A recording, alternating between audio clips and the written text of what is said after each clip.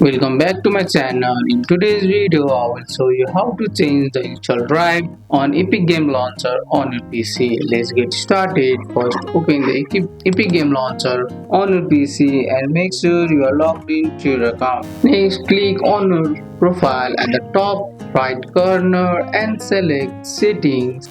Scroll down to the Manage Games section. Here you will see an option called Install Location. This is where new games will be installed. Click on Browse and choose the drive and folder where you want your future games to be installed. Once you have selected the new folder, click Select Folder from now all new games you download will go to this location. If you want to move existing games to the new drive, go back to your library, find the game you want and click on the three dot next to it.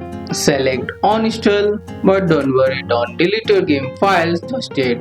Next, reinstall the game and when it asks for the install location, select your new drive. Epic Game will now install the game in your chosen folder, and that's it. Now your Epic Game installs and stores are organized exactly how you want, making your PC easier to manage. That's all for today's video, guys. I hope you guys like this video. If you found this video helpful, drop a like, subscribe for more videos. Thanks for watching. See you in the next one.